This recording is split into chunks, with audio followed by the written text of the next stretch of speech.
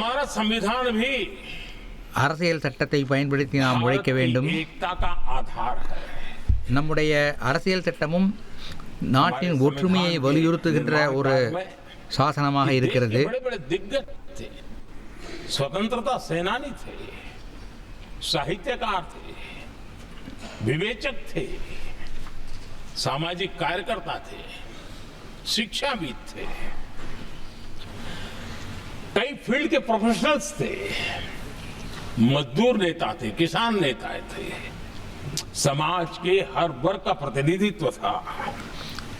அரசியல் நிர்ணய சபையில் அரசியல் சட்ட நிர்ணய சபையில் சமுதாயத்தின் பல்வேறு பிரிவினை சேர்ந்தவர்கள் உறுப்பினர்களாக இருந்தார்கள்.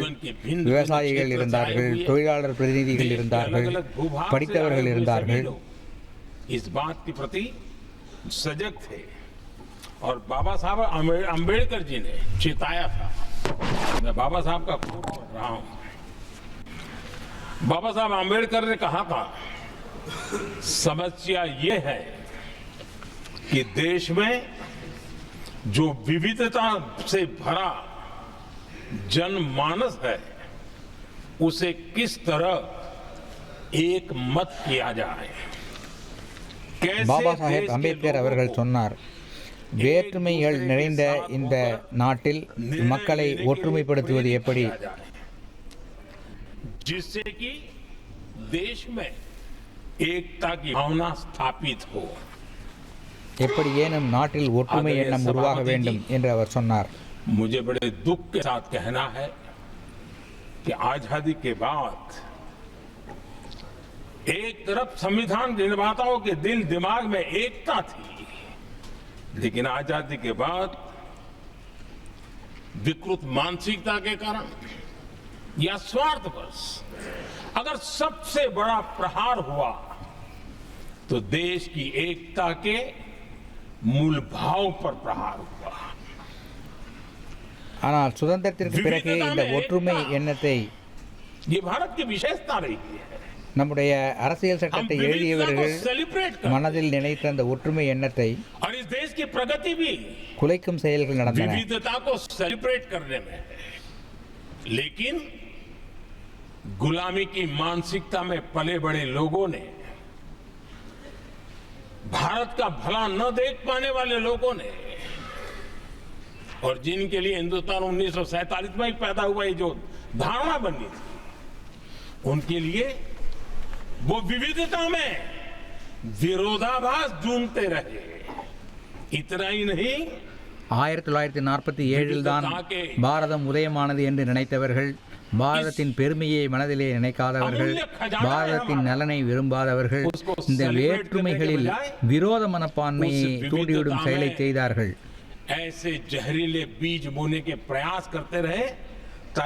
இந்த விஷ விதையை விதைப்பதற்கு அவர்கள் முயற்சி செய்தார்கள்.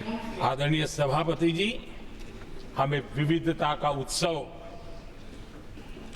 हमारे जीवन का अंग बनाना होगा और वही बाबा साहब आम्बेडकर को सच्ची श्रद्धांजलि होगी.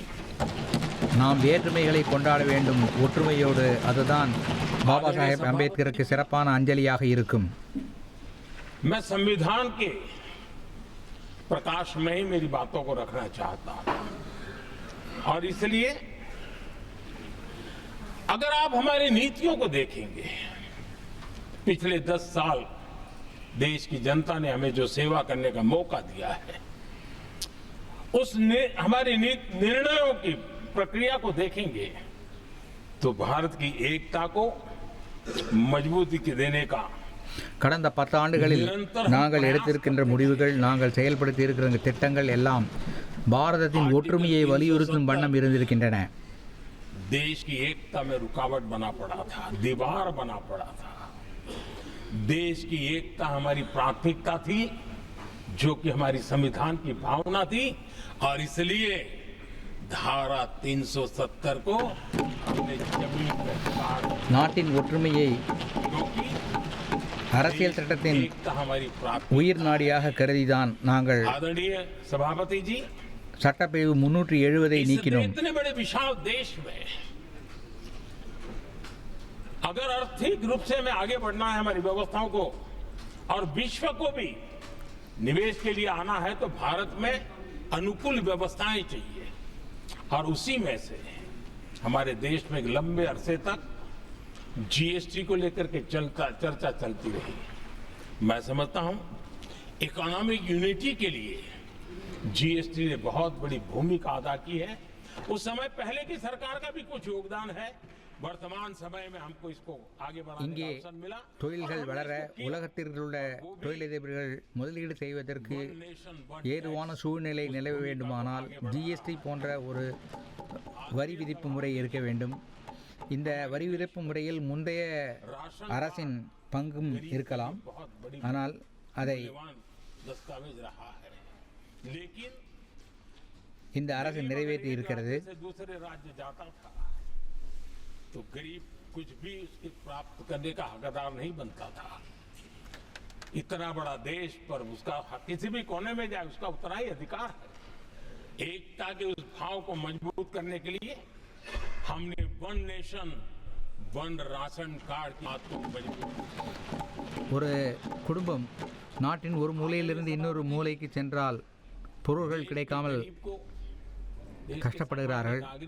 இந்த பிரச்சனையை தீர்ப்பதற்காக நாங்கள் ஒன் நேஷன் ஒன் ரேஷன், ஒரு நாடு ஒரு ரேஷன் என்ற திட்டத்தை கொண்டு வந்தோம். उसकी ताकत अनेक गुना बढ़ जाती है। लेकिन उसके लिए जहां वो काम करता है वहां पर तो मिल जाए, लेकिन किसी काम बस वो बाहर गया है और वहां पर वो जीवन और मृत्यु की लड़ाई लड़ता हो, ऐसे समय अगर उसको सुविधा नहीं मिलेगी तो व्यवस्था किस काम की। और इसलिए देश की एकता के मंत्र को जीने वाले हम लोगों ने ये तय किया कि one nation one health card. और அவர் इसलिए எங்கே हमने பிறந்து எங்கே வளர்ந்து வேலை செய்கிறாரோ அங்கே அவருக்கு எல்லா பொருள்களும் கிடைக்கும்.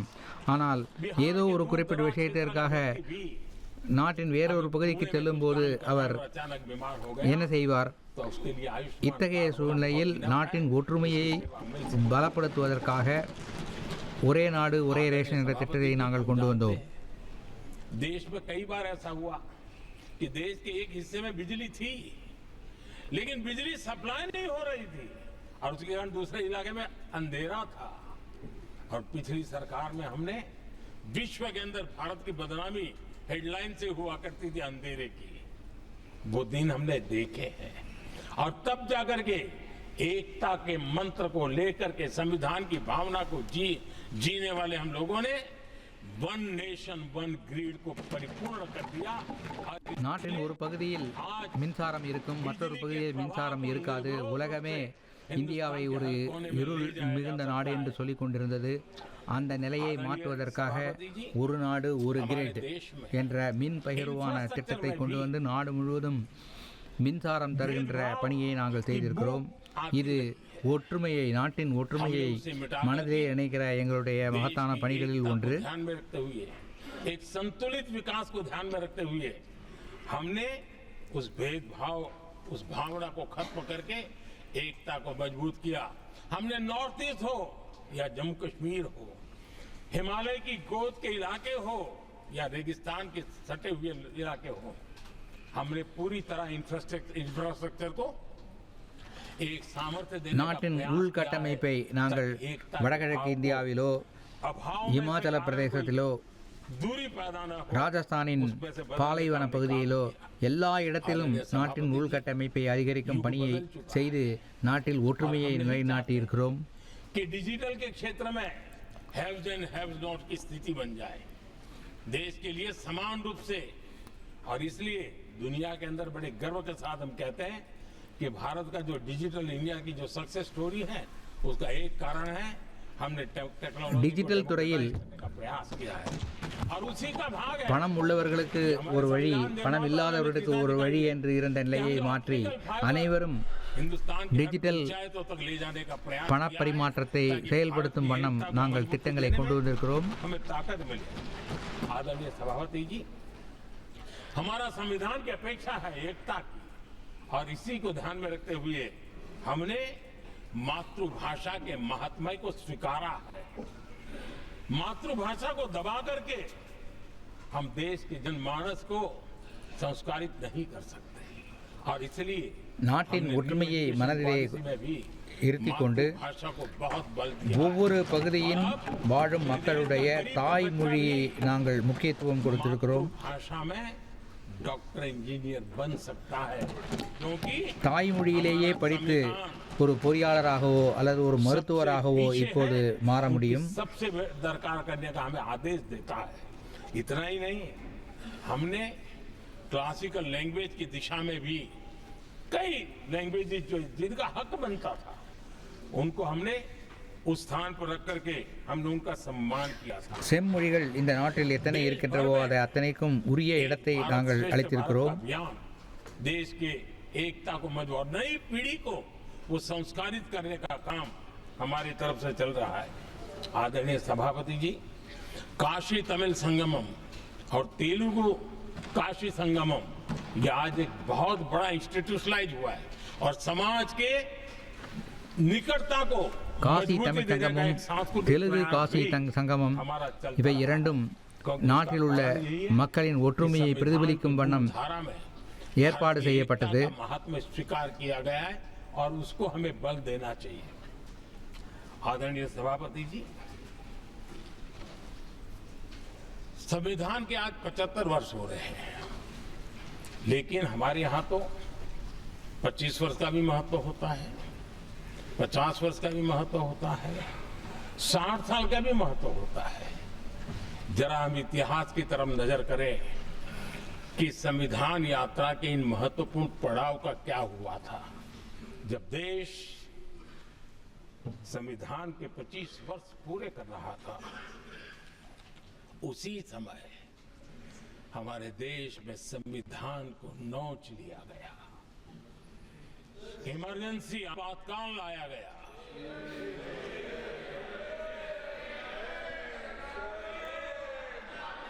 அரசியல் சட்டத்தின் 75வது ஆண்டை கொண்டாடுகிறோம். 25வது ஆண்டும் முக்கியமானதுதான், 50வது ஆண்டும் முக்கியமானதுதான். இதை போன்ற பல முக்கியமான தருணங்களை கொண்டாடும் போது இடையிலே எமர்ஜென்சி என்கின்ற ஒரு ஆபத்து காலம் வந்தது. और कांग्रेस के माथे पर जो पाप है ना, वो कभी भी धुलने वाला नहीं है।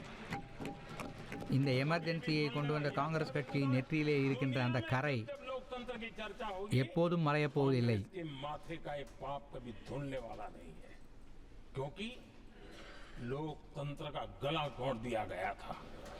भारत के இந்த கரை மறையப் போவதில்லை, ஏனென்றால் ஜனநாயகத்தின் குரல் வடை நெரிக்கப்பட்டது. आदरणीय सभापति जी,